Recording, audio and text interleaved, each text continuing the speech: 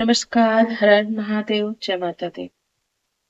इस समय नवरात्र में हम कर रहे हैं दुर्गा सप्तशती का पाठ और आज हमारा दुर्गा सप्तशती के पाठ में है द्वितीय अध्याय और पाठ का नाम है हमारे देवताओं के तेज से देवी का प्रादुर्भाव और महिषासुर की सेना का वध। तो हम अपने पाठ को प्रारंभ करें इसके पहले कर लेते हैं देवी मैया की स्तुति। सर्वमंगलं मांगल्ये शिवे सर्वार्थ साधिके शरण्ये त्र्यंबके गौरी नारायणी नमस्ते। तो चलिए अपने पाठ को प्रारंभ करते हैं। ओम। मध्यम चरित्र के विष्णु ऋषि महालक्ष्मी देवता उष्णिक छंद शाकंभरी शक्ति दुर्गा बीज वायु तत्व और यजुर्वेद स्वरूप हैं। श्री महालक्ष्मी की प्रसन्नता के लिए मध्यम चरित्र के पाठ में इसका विनियोग किया जाता है। मैं कमल के आसन पर बैठी हुई प्रसन्न मुख वाली महिषासुर मर्दिनी भगवती महालक्ष्मी का भजन करता हूँ, जो अपने हाथों में अक्षमाला, परसा, गदा, बाण, वज्र, पद्म, धनुष, कुंडिका, दंड, शक्ति, खड्ग, ढाल, शंख, घंटा, मधुपात्र, शूल, पास और चक्र धारण करती हैं। ऋषि कहते हैं पूर्व काल में देवताओं और असुरों में पूरे 100 वर्षों तक घोर संग्राम हुआ। उसमें असुरों का स्वामी महिषासुर था और देवताओं के नायक इंद्र थे। उस युद्ध में देवताओं की सेना महाबली असुरों से परास्त हो गई। संपूर्ण देवताओं को जीतकर महिषासुर सिंह बन बैठा। तब पराजित देवता प्रजापति ब्रह्मा जी को आगे करके उस स्थान पर गए जहाँ भगवान शंकर और विष्णु विराजमान थे। देवताओं ने महिषासुर के पराक्रम को सुनाया। अपनी पराजय का यथावत वृत्तांत उन दोनों देवेश्वरों से विस्तार पूर्वक कह सुनाया। वे बोले, भगवान महिषासुर सूर्य, इंद्र, अग्नि, वायु, चंद्रमा, यम, वरुण तथा अन्य देवताओं के भी अधिकार छीनकर स्वयं ही सबका अधिष्ठाता बन बैठा है। उस दुरात्मा महेश ने समस्त देवताओं को स्वर्ग से निकाल दिया है। अब वे मनुष्यों की भांति पृथ्वी पर विचरते हैं। दैत्यों की यह सारी करतूत हमने आप लोगों से कह सुनाई। अब हम आपके ही शरण में आए हैं, उसके वध का कोई उपाय सोचिए। इस प्रकार देवताओं के वचन सुनकर भगवान विष्णु और शिव ने दैत्यों पर बड़ा क्रोध किया। उनकी भौहें तन गई और मुंह टेढ़ा हो गया।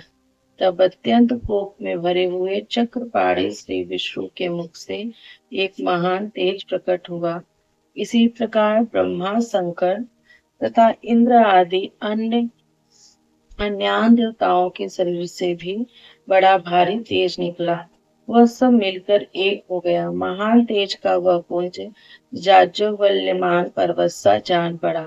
देवताओं ने देखा, वहां उसकी ज्वालाएं संपूर्ण दिशाओं में व्याप्त हो रही थी। संपूर्ण देवताओं के शरीर से प्रकट हुए उस तेज की कहीं तुलना नहीं थी। एकत्रित होने पर वह तेज एक नारी के रूप में परिणत हो गया और अपने प्रकाश से तीनों लोकों में व्याप्त जान पड़ा। भगवान शंकर का जो तेज था उससे उस देवी का मुख प्रकट हुआ। यमराज के तेज से उसके सिर में बाल निकल आए। श्री विष्णु भगवान के तेज से उसकी भुजाएं उत्पन्न हुई। चंद्रमा के तेज से दोनों स्तनों का और इंद्र के तेज से मध्य भाग का प्रादुर्भाव हुआ। वरुण के तेज से जंघा और पिंडली तथा पृथ्वी के तेज से नितंब भाग प्रकट हुआ।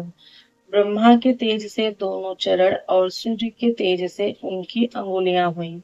वसुओं के तेज से हाथों की अंगुलियां और कुबेर के तेज से नासिका प्रकट हुई। उस देवी के दांत प्रजापति के तेज से और तीनों नेत्र अग्नि के तेज से प्रकट हुए थे। उनकी भौहें संध्या के और कान वायु के तेज से उत्पन्न हुए थे। इसी प्रकार अन्यान्य देवताओं के तेज से भी उस कल्याणमय देवी का आविर्भाव हुआ। तदंतर समस्त देवताओं के तेज पुंज से प्रकट हुई देवी को देखकर महिषासुर के सताए हुए देवता बहुत प्रसन्न हुए। पिनाकधारी भगवान शंकर ने अपने सूल से एक सूल निकालकर उन्हें दिया। फिर भगवान विष्णु ने भी अपने चक्र से चक्र उत्पन्न करके भगवती को अर्पण किया। वरुण ने भी शंख भेंट किया, अग्नि ने उन्हें शक्ति दी और वायु ने धनुष तथा बाण से भरे हुए 2 तरकस प्रदान किए।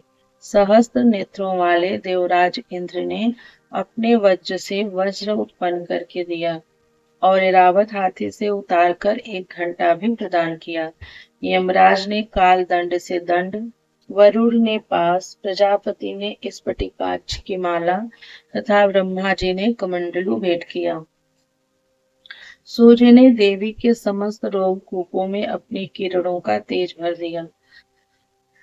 काल ने उन्हें चमकती हुई ढाल और तलवार दी। क्षीर समुद्र ने उज्ज्वल हार तथा कभी जीर्ण न होने वाले 2 दिव्य वस्त्र भेंट किए।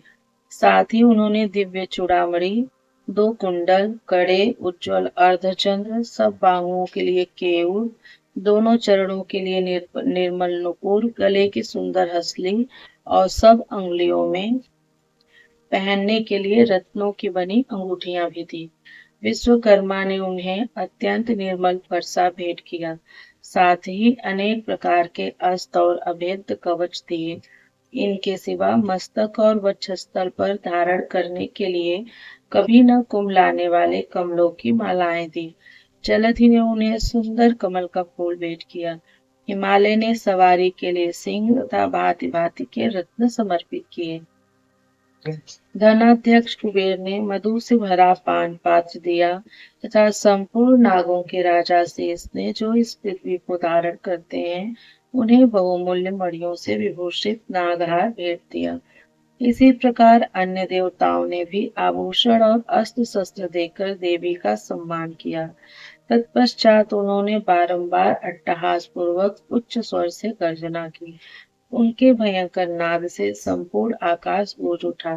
देवी का वह अत्यंत उच्च स्वर से किया हुआ सिंहनाद कहीं समा न सका। आकाश उसके सामने प्रतीत होने लगा। उससे बड़े जोर की प्रतिध्वनि हुई जिससे संपूर्ण विश्व में हलचल मच गई और समुद्र कांप उठे। पृथ्वी डोलने लगी और समस्त पर्वत हिलने लगे। उस समय देवताओं ने अत्यंत प्रसन्नता के साथ सिंहवाहिनी भवानी से कहा, देवी तुम्हारी जय हो। साथ ही महर्षियों ने भक्ति भाव से विनम्र होकर उनका स्तवन किया। संपूर्ण त्रिलोकी को क्षोभग्रस्त देख दैत्यगण अपनी समस्त सेना को कवच आदि से सुसज्जित कर हाथों में हथियार ले सहसा उठकर खड़े हो गए।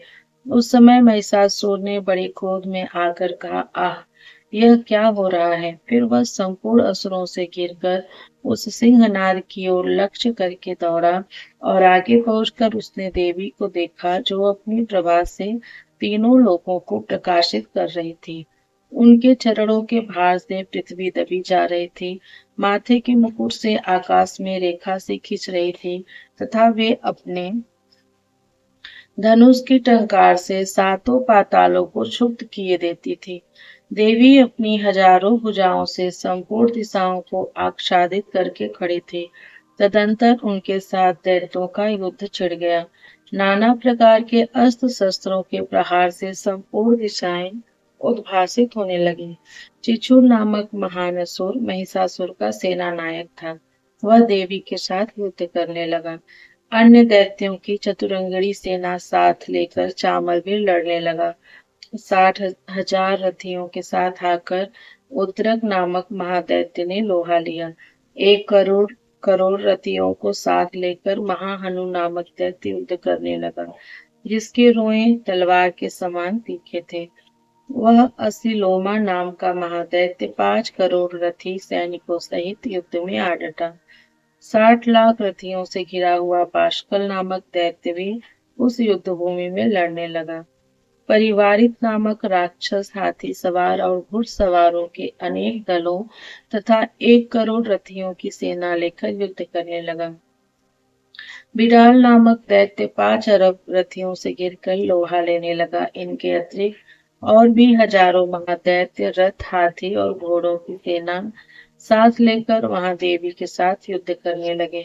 स्वयं महिषासुर उस रणभूमि में कोटि कोटि सहस्त्र रथ, हाथी और घोड़ों की सेना से घिरा हुआ खड़ा था। वे दैत्य देवी के साथ तोमर, भिंडीपाल, शक्ति, मूसल, खड्ग, परशु और पट्टी आदि अस्त्र शस्त्रों का प्रहार करते हुए युद्ध कर रहे थे। कुछ दैत्यों ने उन पर शक्ति का प्रहार किया, कुछ लोगों ने पास फेंके तथा कुछ दूसरे दैत्यों ने खड्ग प्रहार करके देवी को मार डालने का उद्योग किया। देवी ने भी क्रोध में भरकर खेल खेल में ही अपने अस्त्र शस्त्रों की वर्षा करके दैत्यों के वे समस्त अस्त्र शस्त्र काट डाले। उनके मुख पर परिश्रम या थकावट का रंच मात्र भी चिन्ह नहीं था। देवता और ऋषि उनकी स्तुति करते थे और वे भगवती परमेश्वरी दैत्यों के शरीरों पर अस्त्र शस्त्रों की वर्षा करती रही। देवी का वाहन सिंह भी क्रोध में भरकर गर्दन के बालों को हिलाता हुआ असुरों की सेना में इस प्रकार विचरने लगा, मानो वनों में दावानल फैल रहा हो। रणभूमि में दैत्यों के साथ युद्ध करती हुई अंबिका देवी ने जितने निश्वास छोड़े, वे सभी तत्काल सैकड़ों हजारों गणों के रूप में प्रकट हो गए और परशु, हिंदीपाल, खड्ग तथा पट्टी आदि अस्त्रों द्वारा असुरों का सामना करने लगे। देवी की शक्ति से बड़े हुए वे गण असुरों का नाश करते हुए नगाड़ा और शंख आदि बाजे बजाने लगे। उस संग्राम महोत्सव में कितने ही गण मृदंग बजा रहे थे। तदंतर देवी ने त्रिशूल से, गदा से, शक्ति की वर्षा से और खड्ग आदि से सैकड़ों महादैत्यों का संहार कर डाला। कितनों को घंटे की भयंकर नाद से मूर्छित करके मार गिराया। बहुतेरे दैत्यों को पास से बांधकर धरती पर घसीटा। कितने ही दैत्य उनकी तीखी तलवार की मार से दो दो टुकड़े हो गए। कितने ही गदा की चोट से घायल और धरती पर सो गए।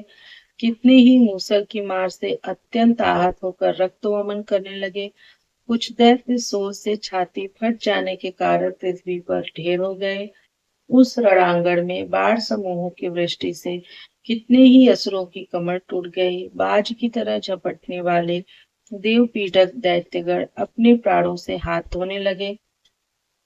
किन्हीं की बाहें छिन्न भिन्न हो गई, कितनों की गर्दनें कट गई। कितने ही दैत्यों के मस्तक कट कट कर गिरने लगे। कुछ लोगों के शरीर मध्य भाग में ही विदृढ़ हो गए। कितने ही महादैत्य जांघें कट जाने से पृथ्वी पर गिर पड़े। कितने को देवी के वाहन ने एक बांह, एक पैर और एक नेत्र वाला करके दो टुकड़ों में चीर डाला। कितने ही दैत्य मस्तक कट जाने पर भी गिर कर फिर उठ जाते और केवल धड़ के ही रूप में अच्छे अच्छे हथियार हाथ में ले देवी के साथ युद्ध करने लगते थे। दूसरे कबंध युद्ध के बाजों की लय पर नाचते थे। कितने ही बिना सिर के धड़ हाथों में खड्ग, शक्ति और दृष्टि लिए दौड़ते थे तथा दूसरे दूसरे महादैत्य ठहरो ठहरो यह कहते हुए देवी को युद्ध के लिए ललकारते थे। जहां वह घोर संग्राम हुआ था, वहां की धरती देवी के गिराए हुए रथ, हाथी, घोड़े और असुरों की लाशों से ऐसी पट गई थी कि वहां चलना फिरना असंभव हो गया था।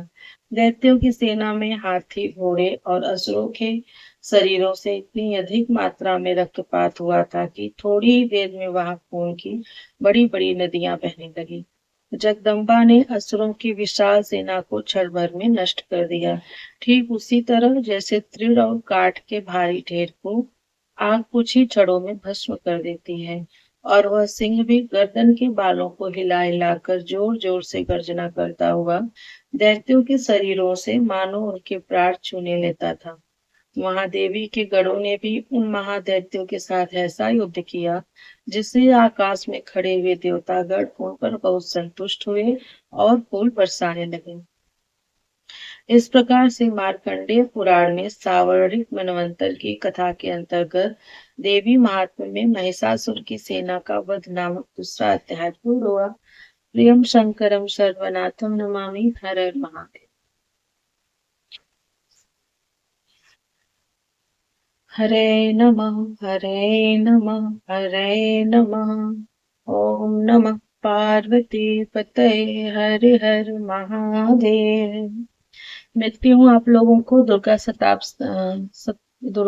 सप्तशती के अगले पाठ के साथ।